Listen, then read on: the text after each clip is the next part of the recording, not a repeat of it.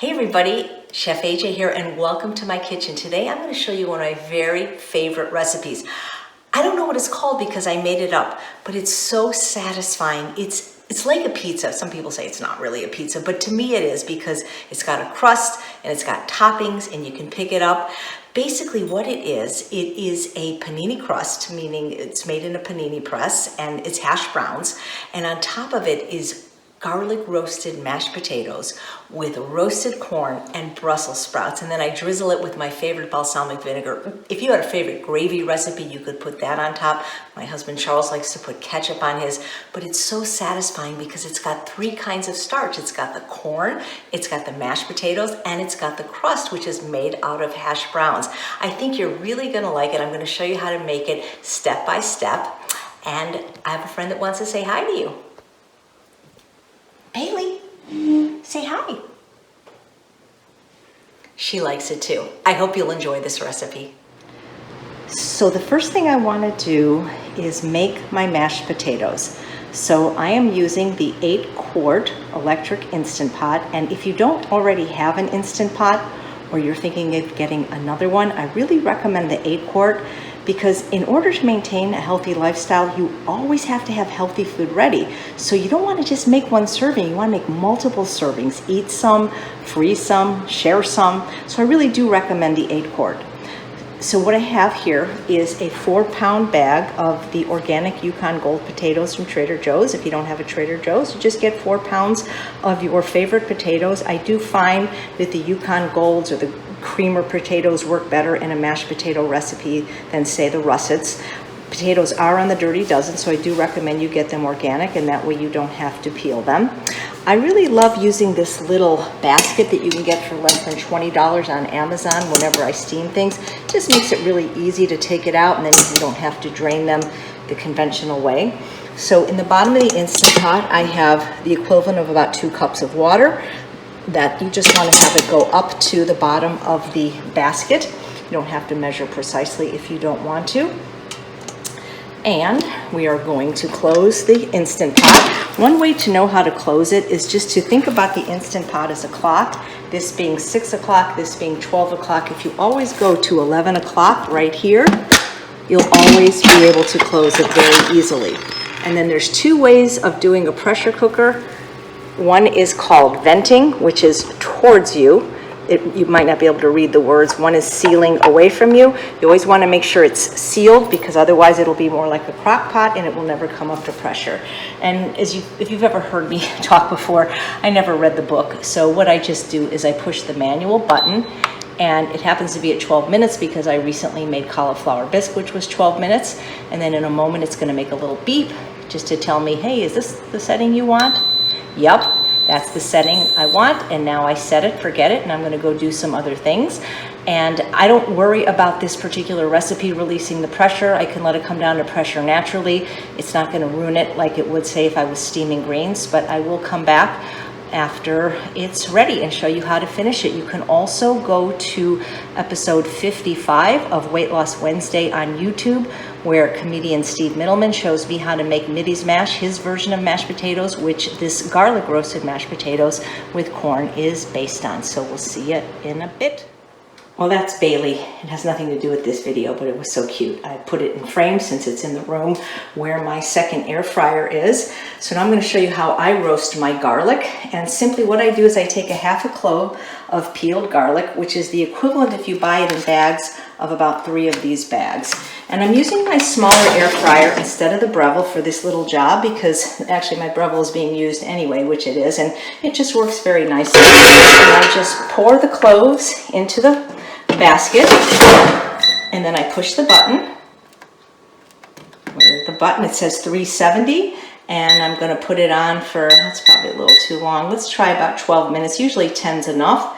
So I'm going to push the button, and then I'll come back in a few minutes and shake it, and I'll show you what it looks like halfway, and I'll show you what it looks like all the way done. But always feel free to roast lots of garlic cloves. They're delicious. Just serving them with vegetables or in dressings. It's really easy to do without oil. If you have an air fryer, you could roast them conventionally in the oven. It would just take longer. So it's been actually 7 minutes. And now what I do is I open this, I look, And they look pretty good. I'd like them a little bit more roasted, so I'm just going to shake it around. You can see it doesn't stick even with oil. So I'm going to let this go for another 5 minutes. And I wanted to show you this little garlic roaster. It's an electric garlic roaster, a Garlic Express. This was a gift from my friends Daryl and Norma. You could use something like this if you didn't want to get an air fryer. But I do recommend an air fryer if at all possible. It just makes things really delicious and it's very easy to use. So I'll come back in 5 minutes and show you what the garlic looks like when it's done. So the air fryer just beeped. I was actually in the other room, but it was loud enough that it told me it was ready. So now I'm just going to open it up and you can see, this is very hot, but you can see it's like perfect. It's not burned. It's real squishy, like it would ooze out. And oops, sorry, I don't have the best camera work. I apologize. But it's perfect. So I'll just keep it here and then it'll be ready to go in the mashed potatoes when it's time for mashing. Well, I got very busy checking email, so it's been 2 hours and 39 minutes since I first made these potatoes, but that's okay. That's what's so great about the Instant Pot is that it doesn't stay at pressure cooking. It shuts itself into a warming setting, and you can get to it when you get to it. So here I have my potatoes. They're you can, I don't know if you can see the steam, but they're very steamy. They're very soft, and so now all I have to do is take my little basket here, and I'll just put it in my sink for a minute. Now I have to get a glove. I should have probably had that near me when I was doing this. Sorry if I'm making you dizzy. I'm doing this myself. And so I've got a little water here left from the potatoes. If this was vegetables, I would save it and drink it as pot liquor, but I'm not going to save the starchy water from the potatoes. I'm dumping it out. Some people do. Some people like to mash their potatoes with that water. Oops, I actually need this. What am I doing? I do need this.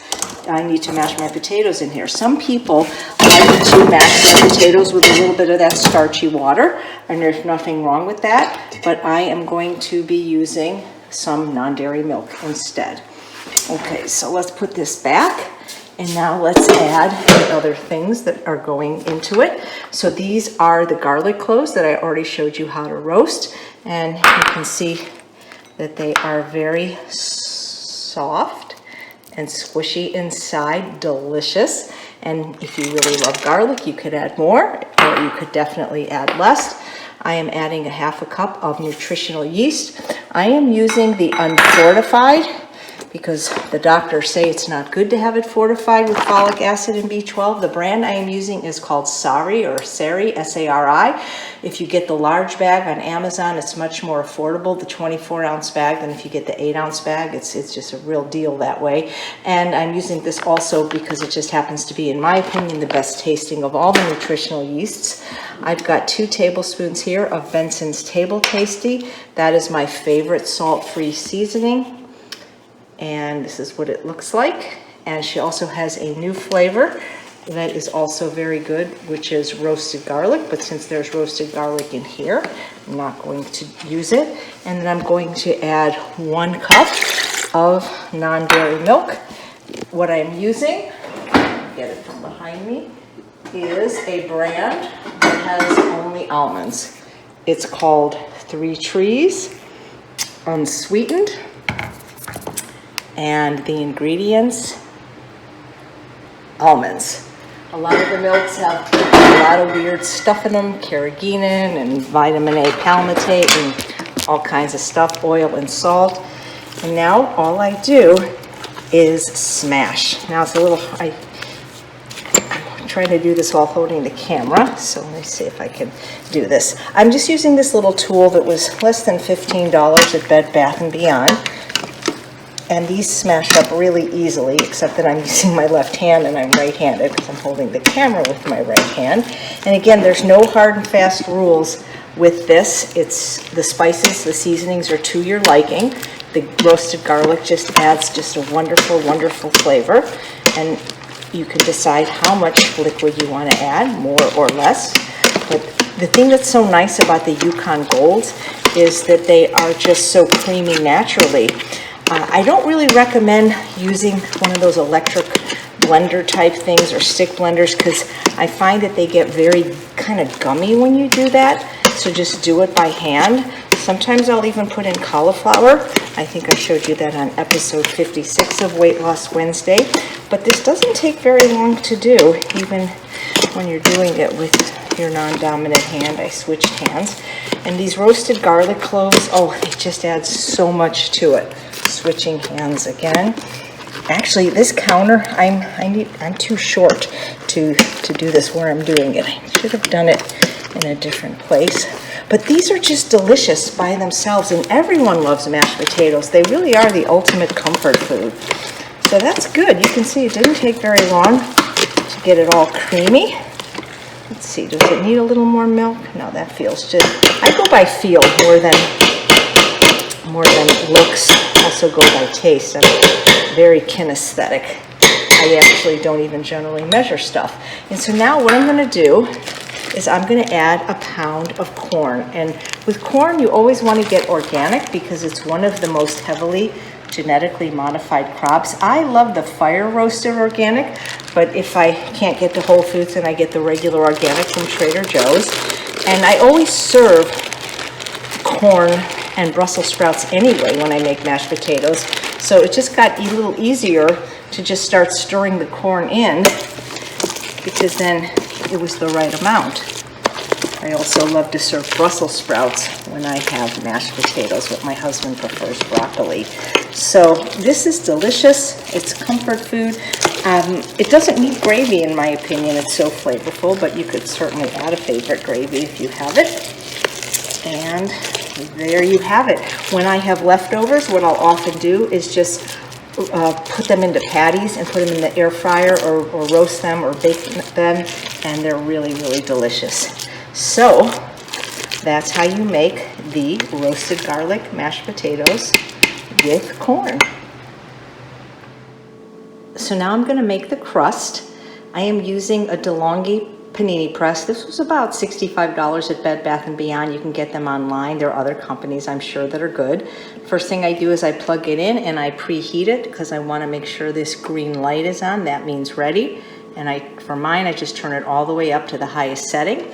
It's very hot, so be careful. I open it up, and I am using the organic frozen hash browns, 1 pound bag from Sprouts, because these have nothing in them but potatoes. Cascadian Farms also makes a brand of hash browns with nothing in them other than potatoes. They're just a little bit more expensive. Those were $3.69. These were 2 for $5. If you don't have a store near you that sells these frozen, you can use just russet potatoes that you shred yourself, but you will have to squeeze the excess water out. Just keep in mind that many frozen brands contain sugar, oil, salt. Often it's listed as dextrose. So what you do is you take the bag and then you just pour it onto the hot panini press. You might even be able to hear it sizzle. There we go. And you spread it out. Just be careful not to touch the press. You can touch the potatoes. Now, how long this takes will depend on whether or not you use the bag straight from the freezer or you defrost it first. So it could take anywhere from 30 to 60 minutes. I always set a timer at 30 minutes and I check it. And if it's not crispy enough, then I'll add some time. So you want to get it all over the press evenly. Be careful not to touch it. And then you close the press.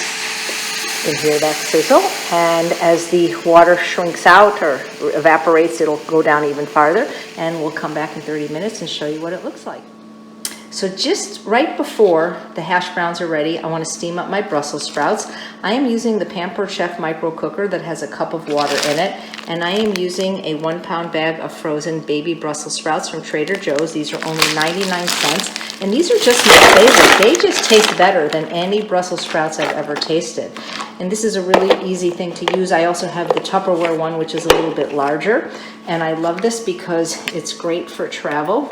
So all I do is put it in the microwave right here and put the microwave on 6 minutes.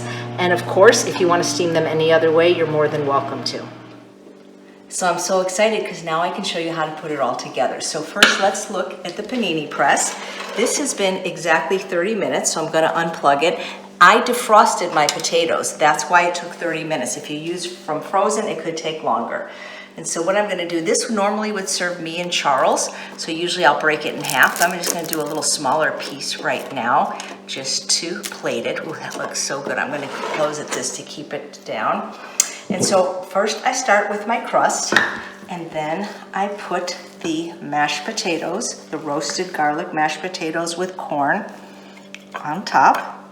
This is really hot and delicious. Ooh, I don't want to burn my hand, but I make these really big when I'm eating them as an entree, but if I'm doing it for company, I'll do it smaller. So then I take my Brussels sprouts, and I like to drain it and put the liquid in here. This is called pot liquor, and you can use this for sauteing your vegetables without oil. You can use it as broth. And then I like to look for the smaller ones. So then my little Brussels sprouts go on top. As many as you can fit on, so you get one in every bite, hopefully. And then I like to finish it with a little balsamic vinegar. My favorite on this is the smoked hickory from California Balsamic, and I like to transfer it to a squeeze bottle so that I have a little bit more control. If for some reason you don't like a barbecue flavor, Sweet Heat and blazing habanero are nice. These are much spicier though. And then I just kind of decorate the plate like this. And there you have it, one of my very favorite meals. I hope you'll enjoy it.